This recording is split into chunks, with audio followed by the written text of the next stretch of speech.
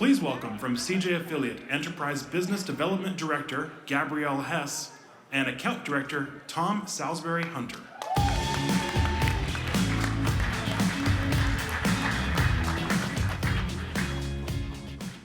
Hey, thank you all for coming. This is a decently packed room. I'm impressed. So welcome to our session. We've called it Where Myth Meets Reality, Affiliate Customer Journeys. We went for the double title because it covers a couple of different things. So we built out a tool that gives insights into affiliate customer journeys, and then we've taken that tool and pointed it at the entire network to help us bust some myths about affiliate customer journeys and about how publishers interact with people before they eventually purchase. So I'm Tom Salisbury Hunter. I'm an account director in our Santa Barbara office. As you can probably tell from my slightly husky accent, I'm not a California native, and I also went out last night. It's a terrible idea. I've run Fortune 500 programs, and I'm running Fortune 500 programs across 2 continents at the moment. I'm working in the USA and Asia, and I've also obviously run in Europe. I have spoken to a lot of those advertisers about the impact that customer journeys can have on their programs and about the extra value that they can add by interacting with customers aside from their converters. So I'm really excited for us to be standing here today and talking to you about how you can start to measure that and empower yourselves to drive that value as well. And my name is Gabrielle Hess, Director of Business Development at CJ. I'm based out of our New York City office, so my accent's not as exciting as Tom's. I've been with the company for 8 years, and during that time, I've been focused on bringing new advertisers onto CJ's network. So I'm constantly speaking with prospects about their goals and their challenges, and I'm super excited about these new insights as they definitely solve for a critical need in the market. Understanding publishers' influence on our organizations and the various KPIs that we're trying to solve for.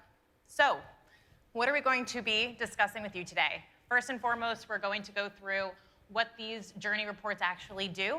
How do we get this data and these insights to deliver to you? Next, we're going to go into the most fun part of this discussion, going through those myths that we found when we use these reports and we aim them at our entire network. We were able to uncover some really interesting trends and numbers that have definitely changed the way that I view the channel, which is super exciting. And last but not least, what could this mean for your program? When looking at these reports and finally understanding publishers' influence on that ultimate conversion, how can we translate this into strategy?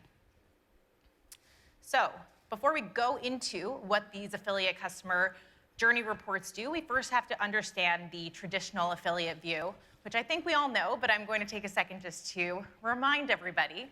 Up until today, we could really only understand the last click before somebody actually converted. Missing from this view was every single step before that ultimate last click. The coupons they looked at, the blogs that they read, the content commerce sites they perused, all of these are critical pieces in the equation of getting somebody into your funnel before they actually convert. We really didn't have any visibility into this until now. So affiliate customer journey reporting and the insights that it gives you let you see exactly that. You can see the clicks that happen, publisher interactions that happen before a user purchases, even if that user doesn't convert through that publisher, or even if that user doesn't convert through the affiliate channel. It enables you to see the influence, the assists that your publishers are driving, and to start to recognize what that value might be. So how does this work? The idea is super simple. We look at every single transaction that an advertiser tells us about, and we go back 45 days before that transaction to view the entire click journey of a customer, before they make that purchase. And while that sounds really easy, there's actually a lot of complexity behind it. So we use 200 million user profiles, which are combined between CJ and our sister companies Conversant and Epsilon, to be able to identify that customer, not only if they're converting on one device, but converting across all of their devices. We can identify that person with 96% accuracy, which allows us to see whether they've browsed a blog on their mobile phone, but then come back and converted through their desktop. If another network were to try this, they would only be able to see that user's interactions within the affiliate channel, and they would only be able to see that user's interactions if they were interacting with affiliate regularly within one cookie session. If the user cleared their cookies or changed their device, they'd lose that visibility and think it was a separate journey. So this 200 million customer profile is entirely unique to CJ, and what I think makes this report so exciting and 96% accurate. So what do these reports look like? We have about 15 different reports, this really large workbook, and there's many different ways that we can slice and dice the data to answer whatever questions you may have. We can look at publisher class, we can look at individual publishers, we can look at various KPIs. So questions that you could be asking your account team could be, how many sales did X publisher drive that they weren't credited for? Whether that means that that sale was credited to another channel or to another publisher, what does that number look like? So really trying to understand that influence. Another question you could be asking is this publisher driving actions that they're not being commissioned on? So perhaps a certain publisher is only getting paid for the sales that they drive, but they're driving a ton of newsletter signups for you, or they're driving a lot of applications for your private label credit card. Finally, we have the insight to understand what does that behavior and that influence look like, so that we can then work with that publisher to drive more of that behavior. So the most fun section of this entire presentation, the affiliate myths debunked. So before we jump into the myths, just wanted to talk about how we gathered this data and what are we looking at to give us a little bit of credibility here. So we looked at our entire network. It wasn't just one category, it was the entire network. We looked at over 3,000 advertisers in our network. We looked at over $20 billion in sales across 161 million transactions. This is a lot of data. We looked at these reports that you would be getting on your program's basis, and we pointed it at the entire network to understand what is actually happening within this channel to help us make better decisions, of course, around spend, and for us as a company to help us decide what tools and technologies should we be investing in to solve for the different things that we're seeing within the channel. So this is going to be an interactive exercise. So play along. By show of hands, how many people have heard this myth or thought of it themselves that bottom of the funnel publishers are stealing other publisher sales? Perfect. I think that everybody has heard this one, and this is something that we struggle with a lot. And I was blown away, and this is probably my favorite myth of the 5, to see how infrequently it's actually happening. Only 18% of the time was there more than one publisher in that customer journey. Going back to Tom's data, we looked at a 45-day window. So before people start asking us that and say it was too short, 45-day window, that's a long window. But it's still only happening 18% of the time. It's really not happening as often as I thought, that's for sure. Beyond that, it's impacting who gets commissioned even less. Only 11% of the transactions, of first-click transactions, are commissioned to another publisher. So there are times that there are multiple clicks, and the publisher who started this journey, the consumer will go to different sites, but ultimately, they still are getting credit for that sale. Only 11% of the time is that first click not getting commissioned. I was shocked. Myth number 2, we actually link back to myth number 1, so remember those stats. Myth number 2 is that only the first click in a journey is valuable. So I've also heard that expressed as, I see value in publishers who drive new journeys to my site. Who's heard that?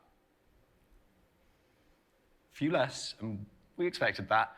But what we tend to find is that when people hold that view, they hold that view very strongly, and that it will come from often marketing directors or CEOs. So what affiliate customer journey reporting and what the insights we get from it show us that that's not the case. Multi-touch publisher journeys with more than one publisher in the click path, have AOVs up to 57% higher on average than single publisher journeys.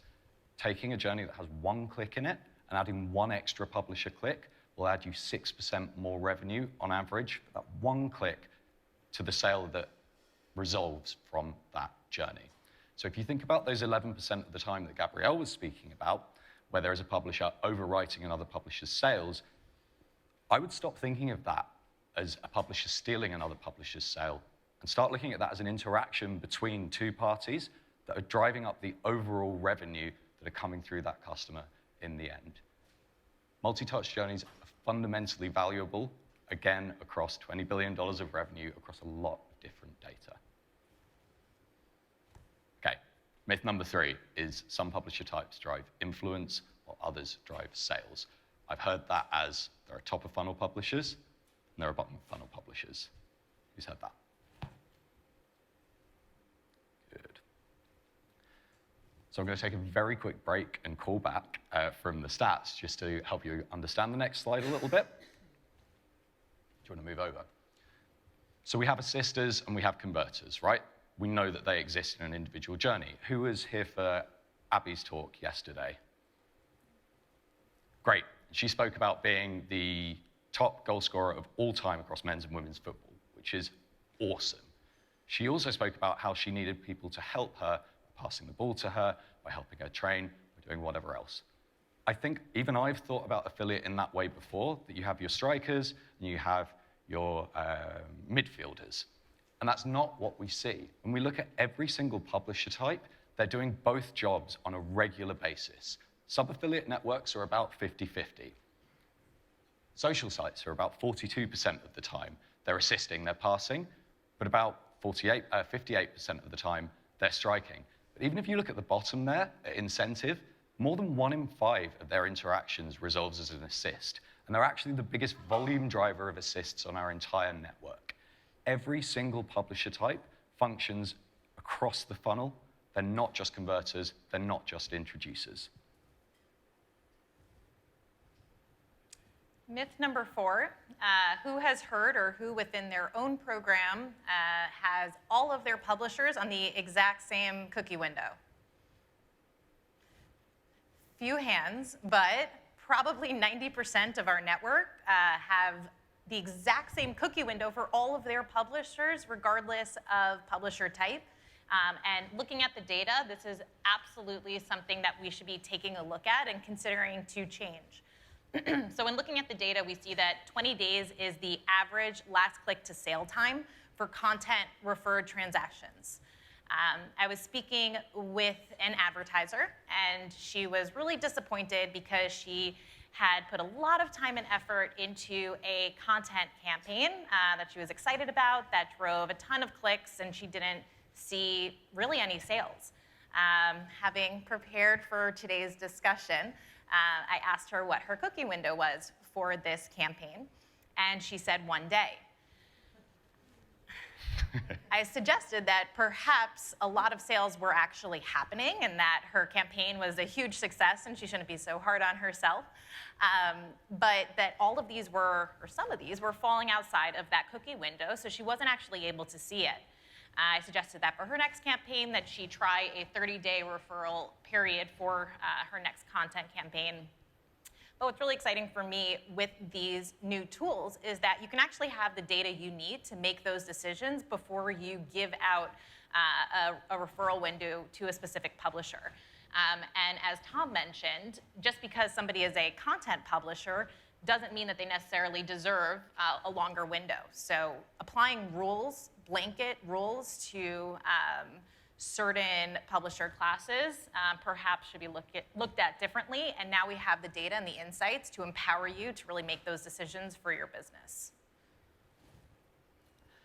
Myth number 5, I know myth number 1 was Gabrielle's favorite. This is definitely my favorite, is the affiliate channel swoops in at the last minute. If I don't see about 100% of hands here, I'm going to be surprised. Who's heard this one? Right. I think I've worked with probably about 40 to 50 advertisers across the world. I don't think there's a single advertiser who doesn't have somebody internally that believes this. It might be the team, it might be their boss, it might be a third-party channel. You'll be unsurprised to hear that ACJ thoroughly debunks that myth. So of course, when we look on a last paid click basis, we're seeing everything happening very close to the purchase because it's the last click. When we use ACJ's insights to look at the time between a customer's first click and their eventual purchase, It's 9.3 days if they click on an affiliate site. They're coming to affiliate sites 9.3 days before they buy.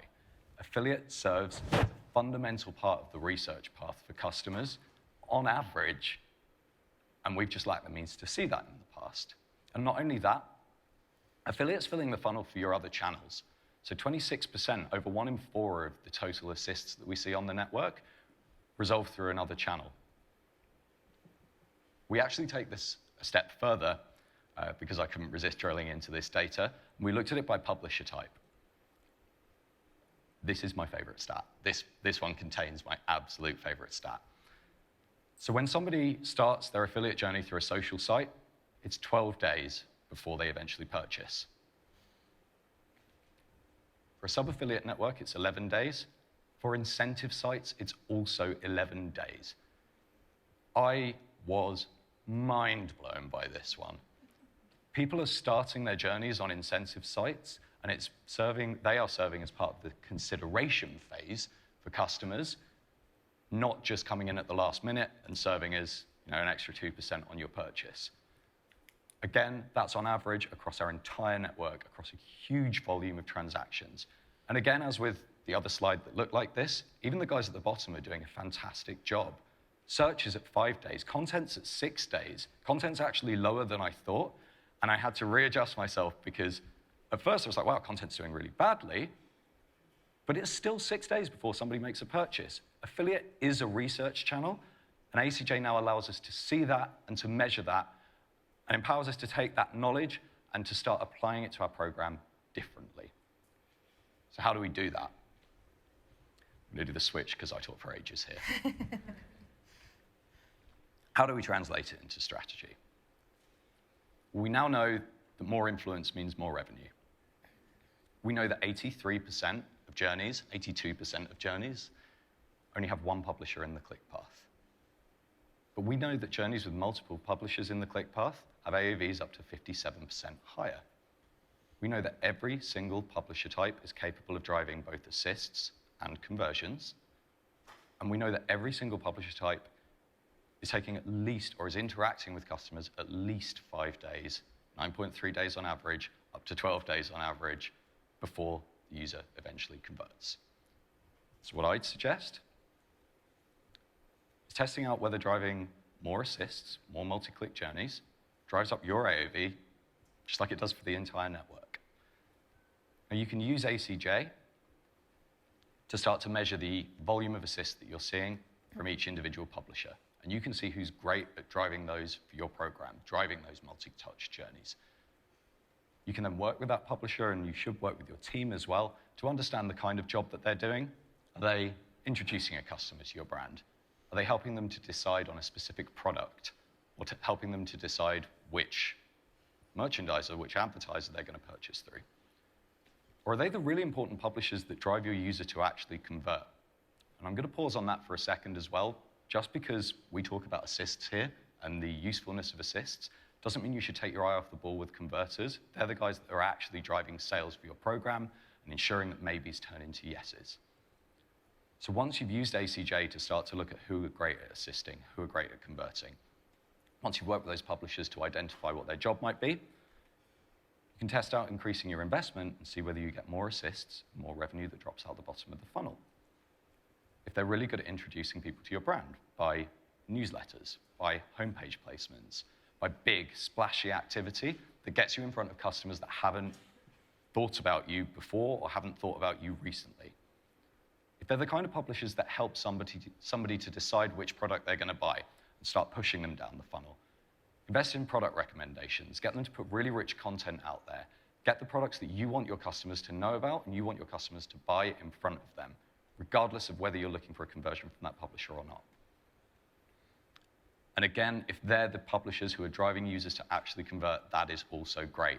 If you see low assist rates but really high conversion rates, that's fantastic. That publisher is turning all of your maybes into yeses. So make sure that you're putting strong calls to action with those guys. Make sure that you're putting your best promotions. Make sure that you're putting time-sensitive promotions. Make sure that you're putting discounts in front of them. Anything that you think it will take to get your customers to convert, that's where you want to place those. Now, none of this should be revolutionary for anybody in the room. You all know about driving new touches through newsletters. You all know about driving conversions. I want to remind you the reason we're talking about it in this session is that ACJ will now allow you to measure the efficacy of that spend. When you buy a newsletter, you can see whether the volume of assists from that publisher jumps up. When you purchase a homepage placement, you can see whether the AOV from that publisher's interactions or the sales from that publisher's interactions jumps up, even if they didn't convert through that publisher. You can start to see how filling your hopper in affiliate and taking advantage of that 9.3-day click journey on average is affecting your entire program. And you can see whether you're driving up revenue. That, for me, is the most fundamentally exciting application of our new reports and the most fundamentally exciting application of everything that we've learned today. You can now put performance-based KPIs behind spend without needing users to convert through that publisher. And that is super exciting for me. So, what did we learn today? Number one, that assumptions are dangerous and that data is critical to making better decisions around spend based on the publishers that are driving the influence that you're looking for. As a network, we really want to help and empower you to invest in the right publishers at the right time, and we're really excited about these consumer journey insights as they're finally going to allow all of our clients to do just that. So we have around 9 minutes for questions. So I think there's a box that we throw.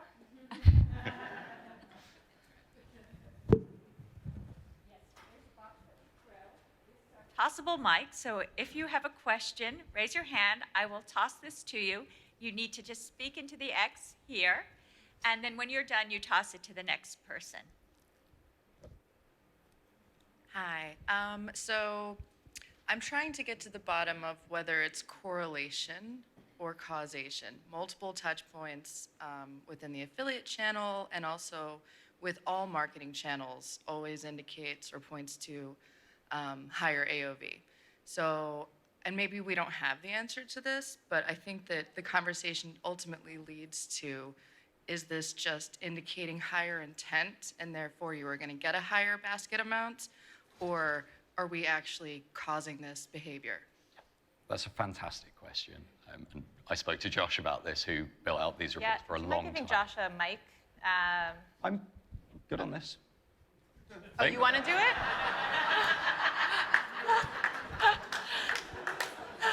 Oh, go for it. Go on, let me take it. I thought you said it's a great question. Josh should answer it. No. Please. I mean, I'm sure he'd do a better job. I'm just very egotistical. So there are kind of two separate answers to this. One's the lazy answer, but I think it's very true. There's definitely not going to be one answer to that question, right? Of course, you'll have some publishers where people are more likely to interact with them just because they have a higher intent. But there will definitely be publishers on your program where that multi-click journey is driving an increase in AOV, is driving an increase in propensity to purchase. And that's going to be because they're making those product recommendations. They're putting the right things in front of people because they're delivering the kind of content that that user is looking for. The other side of the answer is that ACJ lets you test it. So we can stand in front of you and tell you that this is on average what happens on the network, but you have access to this for your individual programs now. Advertisers have access to this. Publishers have access to this. You can see whether putting more spend into your program is going to drop more spend out at the end. So if you suspect that it's correlatory, test it out. It might cost you a few $100s. You'll be able to see really clearly and to measure with 100% certainty whether your revenue goes up at the end. Does that make sense? Cool.